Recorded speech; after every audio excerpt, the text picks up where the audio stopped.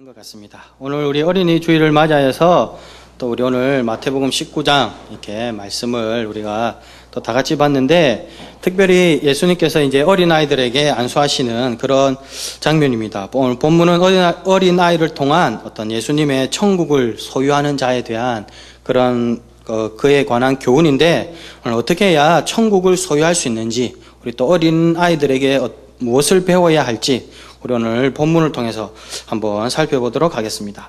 먼저 천국을 소유하는 자는 주께 나오는 자여야 한다라는 사실을 오늘 본문에서 알 수가 있습니다. 우리 본문 14절에 보니까 예수님께서 어린아이들에게 대해서 용납하고 내게 오는 것을 금하지 말라라고 말씀하십니다. 그리고 나서 천국이 이런 사람의 것이니라 라고 이야기를 하는데, 이런 사람의 것이다 라고 이야기를 해놓고 특별한 설명이 없습니다. 그런데 이와 똑같이 이렇게 병행 구절이 마가복음 10장과 누가복음 18장에 보면 어린아이들에 대한 그 모습이 잘 묘사가 되어 있는데, 마가복음 10장 15절, 누구든지 하나님의 나라를 받들지 않는 자는 결단코 들어가지 못한다 라고, 받들지 않는다 라고 이야기를 하고 있습니다. 그리고 누가복음 18장 17절에 보면 누구든지 하나님의 나라를 어린아이와 같이 받아들이지 않는 자는 들어갈 수 없다라고 이야기를 하고 있습니다. 그러면 다시 14절에 천국이 이런 사람의 것이다 라고 하고 있는데, 이런 자는 어떤 거냐? 바로 하나님의 나라를 받아들이는 자, 받드는 자라는 것을 우리가 알 수가 있습니다. 그렇다면 이게 받들다, 받아들이다 라는 말은 어떤 뜻일까요?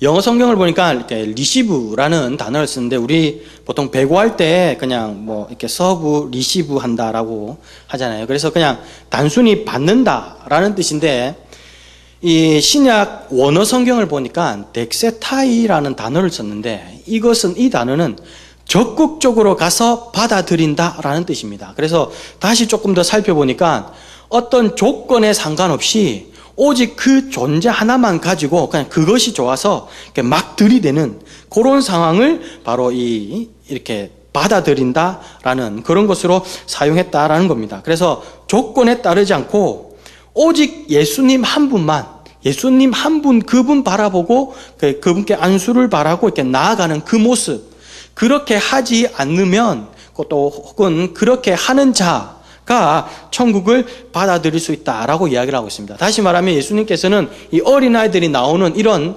적극성을 보시고, 이처럼 적극적으로 나오는 자들이 천국을 가진다라고 이야기를 하고 있습니다. 이 적극성과 같이 쓸 수 있는 말이 바로 갈급함입니다. 우리 찬양이라든지 우리가 흔히 일상 용어로 쓰는 것이 갈급함이라는 단어를 자주 쓰지 않습니까? 이 갈급함을 보면 이렇게 헝그리라는 단어와 같은 어원입니다. 다시 말하면 이 갈급한다라는 말은 배가 고프다라는 말입니다. 그래서 하나님의 말씀에, 천국에 내가 갈급하다라는 말은 거기에 배가 고프다라는 겁니다. 그래서 배가 고파서 물불 안 가리고 말씀만 툭 떨어지면 그것에 쫓아가서 줄을 서는 것, 말씀만 떨어지면 거기에서 쫓아가서 그 앞에 엎조리는 것, 그런 것들을 갈급함이고 받들고 받아들인다라는 것으로 이렇게 표현할 수가 있다는 겁니다. 그래서 마태복음 5장에 보면 이야기하기를 심령이 가난한 자는 복이 있다라고 그럽니다. 그래서 이 가난함이 뭐냐? 바로 갈급함인 겁니다. 갈급함이 뭔가 보니까 이 어떤 것을 간절히 사모하는 것, 간절히 요구하는 것, 그것이 바로 이렇게 갈급함, 그리고 받드는 그런 자의 모습이더라라는 겁니다. 우리가 용산에 가면 이렇게 잘 아는 여자 대학이 있습니다. 숙대라고, 숙명여자대학, 일명 그냥 숙대라고 부르는 숙명 여자 대학이 있습니다. 숙대가 유명해지게 된 배경이 있는데, 거기에 여자 총장님께서 한 분이 오셨답니다. 그런데 이 여자 총장님 오시면 보통 그게 이제 기독교 학교고 하니까 이렇게 목사님들도 거쳐가고 하면 이렇게 체풀을 드리고 이렇게 강의를 하고 하는데, 하면은 항상 5분이나 10분 정도가 지체가 된다고 그래요. 그래서 왜 그러냐고 하니까 여자 총장님 오시고 나서는 목사님들을 그냥 바로 체풀실로 인도를 안 하고 꼭 이렇게 총장실을 거쳐서 가도록 한다는 겁니다. 그럼 왜 거쳐서 가냐고 이렇게 보니까, 목사님들 오시면 꼭 자기를 위해서 기도해 달라는 거예요. 그러니까 총장 사역 잘할 수 있게, 그 다음에 우리 학교를 위해서 꼭 기도해 달라는 겁니다. 그래서 그 기도도 그냥 기도하는 게 아니라 이제 흔히 말해서 머리를 뒤민다고 그러잖아요. 막 안수기도 해달라는 거예요. 손을 잡고 자기 머리에 그냥 막 얹는다는 거예요. 그래서 그냥 얹어서 그냥 무조건 해달라는 겁니다. 그래서 자기 학교를 위해서 또 자신이 사역을 잘하기, 총장 사역 잘할 수 있게 해달라고 그렇게 간절하게 반드시 그렇게 이렇게 거치고 안수 기도를 받고 이렇게 하도록 한다는 겁니다. 그러니까 목사님들이 항상 5분이나 10분 이렇게 늦어지니까 항상 거기 숙대를 가면은 안수 기도는 필히 준비를 해야 된다 하고 이렇게 목사님들이 준비하시더라는 거예요. 그래서 나중에 그 여대가 어떻게 그렇게 발전하게 됐냐, 뭐 이런저런 이유가 있지만 그 여자 총장님의 그런 간절함, 그런 갈급함이 있었기에 그렇게 되었었다라고 사람들이 입을 모으고 있더라는 겁니다. 이처럼 갈급한 그런 마음들이 있어야 이렇게 체험이 있는 겁니다. 필요가 있어야 체험이 있듯이 갈급함이 있어야 하나님께서 그 속에 체험을 주신다는 겁니다. 그래서 우리가 흔히 말하는 천국은 침노하는 자의 것이다 라는 말을 쓰잖아요. 이 침노가 보니까 우리가 흔히 아는 침략, 약탈, 빼앗는 그런 뜻이 아니라 그러니까 힘있게 나아가는, 그래서 힘있게 나아가는 그 모습을 침노하는 거라고 이야기를 합니다. 그래서 천국은 침노하는 자의 것이다 라는 말이 뭐 천국을 막 빼앗는, 그렇고 뭐 가서 이렇게 약탈하고 하는 그 이미지 자체가 이미 천국하고는 안 맞잖아요. 빼앗고 뭐 약탈하고 이런 이미지가. 그래서 침노라는 것은 이렇게 천국을 바라보고 힘있게 나아가는 그 모습, 그것을 이렇게 천국은 침노하는 자의 것이고 침노하는 자가 천국을 얻게 된다라고 이야기를 합니다. 이 비슷하게 우리 말도 있잖아요. 용기 있는 자가 미인을 얻는다. 이 비슷한. 그래서 이렇게 그런 어떤 걸 생각해 보면 이렇게 적극적으로 막 대시하고 막 하는 그 모습이 하나님 나라에 적합한 그런 모습이고 하나님의 유업을 받을 만한 그런 모습이다라는 겁니다. 그리고 또한 우리가 두 번째로 또 이렇게 볼 것이 이제 자신을 낮추는 자가 또 천국을 유업으로 받을 수가 있습니다. 오늘 19장에 이렇게 나와 있는데, 이렇게 19장 나와 있는데 바로 18장에 바로 또 한 절만 이렇게 한 장만 넘겨보면 또 어린아이에 대한 또 예수님의 칭찬이 나옵니다. 3절 4절로 이렇게 이어지는데 18장 3절에 보니까 진실로 너희에게 이르노니 너희가 돌이켜 어린 아이들과 같이 되지 아니하면 결단코 천국에 들어가지 못한다라고 이야기를 하겠습니다. 그러니까 어린아이가 어떻게 돼야 되냐 보니까 4절, 그러므로 누구든지 이 어린아이와 같이 자기를 낮추는 사람이 천국에서 큰 자다라고 이야기를 하고 있습니다. 우리가 오늘 어린아이에게서 배울 것은 바로 낮추는 그런 모습입니다. 이 낮추는 모습이 어떤 모습인가 이렇게 보니까 평지를 깎는다라는 뜻을 가지고 있었습니다. 이렇게 여러 가지 울퉁불퉁한 것을 깎아서 평평하게 만드는 그 모습이 바로 이 낮춘다라는 그런 모습으로 알 수가 있습니다. 그럼 무엇을 깎는 겁니까? 바로 자신의 뜻, 자신의 고집, 자신의 어떤 유익을 추구하는 그런 모습들, 그런 것들을 깎는 것이 바로 낮추는 것이다라는 겁니다. 그래서 자신의 뜻과 자신의 고집 등을 다 깎는 이 모습, 이것들을 우리는 겸손이라고 이야기를 하고 순수라는 단어와 같은 어원의 것을 사용하는 것이 바로 이렇게 낮춘다라는 겁니다. 우리 사울이라는 인물에 대해서 잘 알고 있습니다. 우리가 사울이 이제 왕 위에 올라서 이렇게 이스라엘의 초대 왕, 12지파로 막 흩어져 있던 그 왕들을, 이게 그 지파들을 다 모아서 초대 왕을 딱 세우는데 그 초대 왕이 바로 사울입니다. 그런데 이 사울이 사실은 어떤 비운의 왕입니다. 하나님께서 세우셨다가 또 다시 폐위되는 그런 모습을 갖는데, 이렇게 폐위되는 모습을 보면 사실 좀 이렇게 납득이 안 가는 그런 모습이 있습니다. 왜냐하면 이렇게 블레셋과 아말렉 전투, 거기에서 이렇게 사울이 잘못하게 되는데, 블레셋 그 민족이 이렇게 쳐들어옵니다. 그런데 당시에 이스라엘 그 군사력은 대략 한 3,000명 정도가 있고, 이 블레셋 민족은 3만 명, 그리고 병거가 6,000명 있고, 그 백성들이 이렇게 모래와 같이 많았다라고 성경이 묘사하고 있습니다. 그러니까 10배가 넘는 인원들이 그 나라의 민족에 쳐들어오니까 이렇게 사울이 마음이 조급해질 수밖에 없잖아요. 그런데 제사를 드려야 되는데 이렇게 사무엘이 빨리 와서 제사 드리고 이제 이렇게 공격을 하고 뭐 전략적인 어떤 그런 걸 해야 되는데 또 사무엘이 하필이면 또 늦었습니다. 그러니까 이제 이 마음이 속이 타들어가는 겁니다.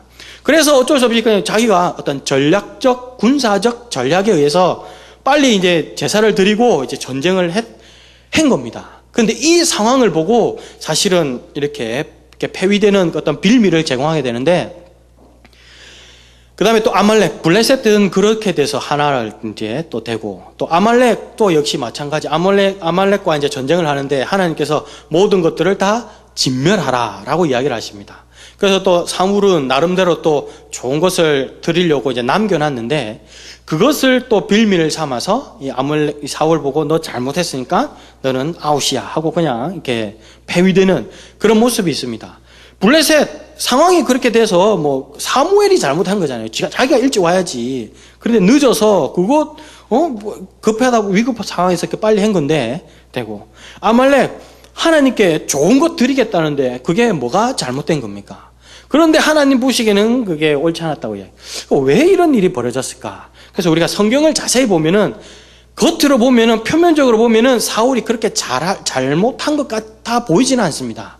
그런데 우리가 성경을 곰곰이 들여다보면 이 사울이 엄청난 실수를 했다는 것을 알 수가 있습니다. 이 사무엘상 13장, 15장 그쪽에 이렇게 나오는데, 먼저 사무엘상 13장 블레셋이 들어옵니다. 그 사무엘상 13장 한번 볼까요? 사무엘상 13장에 보면은 이제 그 전투하는 장면에 대해서 이렇게 자세하게 나와 있는데, 블레셋이 이렇게 쳐들어옵니다. 13장 2절. 구약 성경 426, 27면 이렇게 되어서 사무엘상 13장 2절에 보니까 이스라엘 사람 3,000명을 택해서 2,000명은 자기와 있고 어떻게 해서 이제 작전을 짭니다. 3,000명. 그런데 보니까 이렇게 4절, 5절로 이렇게 보면 5절에 이스라엘과 싸우려고 블레셋 사람들이 모였는데 병거가 3만, 마병이 6천. 이렇게 백성은 해변의 모래같이 많더라 라고 되어 있습니다. 그러니까 이런 상황, 10배가 남는 이런 병력 앞에서 6절, 이스라엘 사람들이 위급함을 보고 절박하여 굴과 수풀과 바위 틈과 은밀한 곳과 웅덩이에 숨었다라고 되어 있습니다. 그러니까 어쩔 수 없이 그렇게 됐는데, 문제는 제사를 먼저 드렸는데 이 사울이 어떤 마음으로 제사를 드렸을까? 그가 이야기를 할 때 하는 말이 있습니다. 12절에 블레셋 사람들이 나를 치러 이렇게 전쟁을 하러 온다라고 이야기를 하고 있습니다. 다시 말하면 사울은 블레셋과 이렇게 대전을 할 때 하나님의 나라를 위해서, 하나님의 군대를 위해서, 하나님께서 주신 이 직분을 위해서, 하나님의 백성을 위해서 전쟁하는 것이 아니라 나를 위해서 전쟁을 하는 거였습니다. 블레셋이 쳐들어오는 것은 하나님의 그 나라에 쳐들어오는 것이 아니라 자기를 치러 온다는 그 사실이었습니다. 그러니까 이 한마디로 사울은 자신의 안위 때문에, 자신의 목숨 때문에 이렇게 급하게 모든 체계와 어떤 시스템과 모든 명령들을 일순간 뒤집어 엎어버릴 수 있는 그런 인물이었던 겁니다. 자신의 안위, 자신의 목숨, 자신이 편하자고 하면은 하나님이 주신 명령이라든지 기타 그런 것들은 얼마든지 뒤집어 엎을 수 있는 그런 인물, 곧 자신이 중심에 서 있었던 인물이 바로 사울이었습니다. 그래서 사무엘이 뭐라고 14절 왕의 나라가 길지 못할 것이다 라고 1차 경고를 합니다. 그리고 두 번째 또 이제 아말렉이랑 또 전쟁을 벌입니다. 전쟁을 벌리는데 이 아말렉도 역시 이렇게 진멸하라 하나님께서 이렇게 명령을 하십니다. 그런데 유독 아말렉에만 하나님께서 조금 모질게 대하시는 그런 부분이 있습니다. 우리가 저번 금요일 날 또 그리고 또 성경 파노라마 할 때도 하나님께서 어떤 진멸하라는 그런 내용을 이렇게 잠깐 언급했는데, 거기에 보면 어린아이들도 있고 남녀소도 있고 다 그런데 왜 하필 하나님께서 이렇게 진멸하라고 하셨을까? 이 아말렉에 대한 이 아픈 추억이 있습니다. 이렇게 보면은 이렇게 15절에 보면은 15장 2절 보면은 나와 있습니다. 15장 2절. 이 아말렉 이놈들은 어떤 놈이냐? 곧 애굽에서 나올 때에 길에서 대적한 그런 사람들이다. 그래서 내가 그들로 벌을 한다라고 되어 있습니다. 애굽에서 60만의 인구들이 이렇게 출애굽을 합니다. 그런데 장정만 60만 명이었습니다. 거기에 이제 어린 아이들, 그리고 노약자들, 그리고 아녀자들 하면은 60만 명이 아니라 실질적으로는 한 수백만 명이 나오는 그런 택이었습니다. 그런데 거기서 이렇게 나오다 보니까 뒤로 점점 대열로 이렇게 처지는 그런 인물들이 있을 거 아닙니까? 뒤로 처지는 인물들이 누굴까요? 어린 아이들, 그리고 노약자들, 힘없는 여자들, 이런 사람들 뒤에 처질 거지 않습니까? 아말렉이 그 뒤를 공격한 겁니다. 다시 말하면 아말렉은 힘없고 가난하고 약한 그들을 이렇게 학살한 그런 민족이 바로 아말렉이었습니다. 하나님이 그 모습을 보시고 마음에 원통함이, 아픔들이 쌓이고 쌓인 것이 바로 이 모습이었어요. 그래서 신명기 25장 17절로 보면은 그 모습들이 잘 나와 있는데 뭐라고 이야기를 하고 있냐면, 신명기 25장 17절로 아말렉의 이름을 지워버리라 라고 이야기를 하고 있습니다. 신명기 25장 17절에 보니까 너희는 애굽에서 나오는 길에 아말렉이 내게 행한 일을 기억하라. 그리고 곧 그들이 너를 길에서 만나 내가 피곤할 때에 내 뒤에 떨어진 약한 자들을 쳤고 그리고 하나님을 두려워하지 아니하였다 라고 이야기를 하고 있습니다. 하나님을 두려워하지 않은 것도 이 아말렉의 조상이 바로 에서의 아들입니다. 하나님의 그 팥죽 한 그릇 이렇게 쉽게 여겼던 그 민족의 후예였던 겁니다. 그래서 하나님을 두려워하지 않았다라는 겁니다. 그래서 하나님께서 그 약한 자들에 대한 그 학살하는 그 모습 마음에 쌓인 겁니다. 그래서 명령하시기를, 신명기 25장 19절 이후로 안식을 주실 때까지 너는 천하에서 아말렉에 대한 기억을 지워버리라 라고 이야기를 하고 있습니다. 다시 말하면 하나님은 아말렉에 대해서 너무나도 이 원통함이 쌓였던 겁니다. 자신의 그 약한 백성, 힘없는 자녀들, 그 노인들이 죽어가는 그 모습을 보면서 하나님이 쌓였던 그 한을 사울로부터 풀고 싶으셨던 겁니다. 그래서 아말렉을 진멸하라 라고 이야기를 했는데, 이 사울이 또 진멸하지를 않습니다. 남겨놓는데 좋은 것은 남겨놓고 그리고 나쁜 것은 다 진멸을 하는데, 남겨놓을 때도 이렇게 뭐라고 이야기를 하냐면, 왜 사무엘이 와서 너 왜 그 진멸하라 했는 명령 어기고 그렇게 남겨두었냐? 라고 하면 사울이 좀 이렇게 이왕지사 거짓말할 거, 또 탄론할 거 좀 좋게 얘기하면 되잖아요. 좀 상대방 듣기 좋게. 이왕 하는 뭐 거짓말일 거 좀 듣기 좋게 어떤 접대용 멘트라는 것도 있지 않습니까? 그래서 이렇게 좀 잘 얘기하면 되는데, 이게 뭐라고 얘기를 하냐면, 사무엘에게 이야기하기를 백성이 당신의 하나님 여호와께 제사하려고 라고 이야기를 합니다. 자신을 세워주신 하나님인데 사무엘한테 이르기를 당신의 하나님께 제사하려고 그랬다 라고 이야기를 합니다. 21절 다시 마땅히 멸할 것 중에서 가장 좋은 것으로 길갈에서 당신의 하나님 여호와께 제사하려고 라고 이야기를 합니다. 사울의 마음속에는 하나님에 대한 그런 마음이 전혀 없었습니다. 하나님과 자신이 별개의 모습으로 이 사울은 생각했던 겁니다. 그러니까 남긴 것은 백성이 남겼다라고 이야기를 합니다. 내가 남긴 것이 아니다. 나는 다 진멸했다. 그리고 남긴 것은 당신의 백성이 남겼다라고 이야기를 합니다. 그런데 하나님께서 보실 때에 너는 비록 내 명령대로 진멸했다고는 얘기하지만 내가 보기에는 뭐라고 이야기하냐, 15장 9절에 이야기하기를 진멸하기를 즐겨하지 아니하고 가치없고 하찮은 것은 진멸하니라 라고 결론을 내립니다.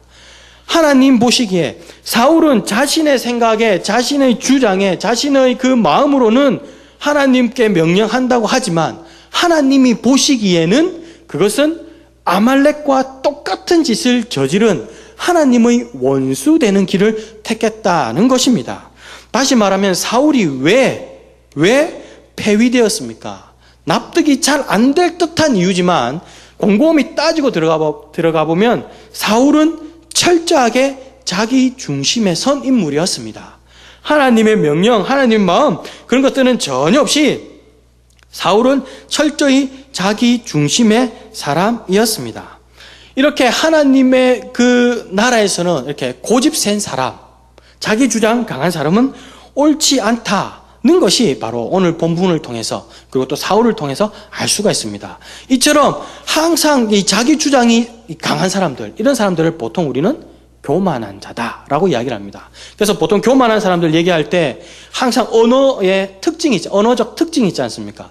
내가 뭐를 했다. 나는 뭐뭘 한다. 항상 내가 무엇이 그리고 나는 무엇이라고 이야기를 합니다. 그래서 항상 그런 사람들 주위에는 사람들이 모일 리가 없잖아요. 우리가 모임 중에도 보면은 모임 같은 데 보면 항상 이렇게 자신의 자랑, 자신이 잘한 것, 좋은 것들을 이야기합니다. 로또 걸리고 이번에 아파트 이렇게 높이 더 넓혀서 가고 막 좋은 것들을 이야기를 해요. 하면은 그냥 예의상 축하합니다. 축하합니다. 집사님, 우사님 뭐 이렇게 얘기를 하지만 집에 가서는 아이고 배야 하는 것이 이 모습입니다. 그런데 모임 가운데에 나의 어떤 약함과 나의 아픔과 그런 것들을 이야기하면 서로 공유가 되지 않습니까? 그래서 내가 처음에 나만 이렇게 힘든 줄 알고 나만 이렇게 아픈 줄 알았는데 알고 보니까 이분도 나와 똑같은 걸 겪고 그래서 사실은 나도 이런 일이 있다. 오고 집사님도 이런 일이 있군요. 우리 같이 기도합시다. 라고 나의 어떤 약함, 아픔을 이렇게 꺼내어 놓을 때 거기에 모임이 있습니다. 그런데 반대로 나의 유익, 자신의 주장, 자신의 어떤 잘된 것, 그런 것들만 이야기하다 보면 거기에 경쟁이 촉발되고 분열이 일어나더라라는 겁니다. 그래서 하나님 나라는 약함을 이렇게 자랑하는 그런 나라다라는 것을 우리가 알 수 있습니다. 왜냐하면 약함 가운데에 강함이 드러나기 때문에 그렇다라는 겁니다. 그래서 신앙이란 무엇인가? 바로 나의 고집, 나의 주장, 나의 유익을 깎는 그것을 우리는 신앙이다라고 이야기를 할 수가 있습니다.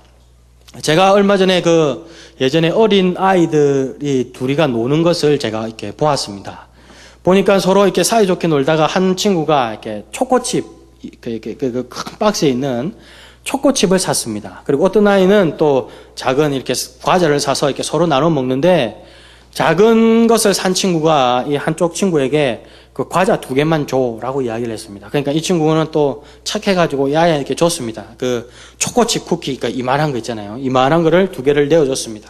주면서 나도 2개 주니까 너도 2개 줘라고 이야기를 합니다. 이 친구가 이렇게 줬습니다.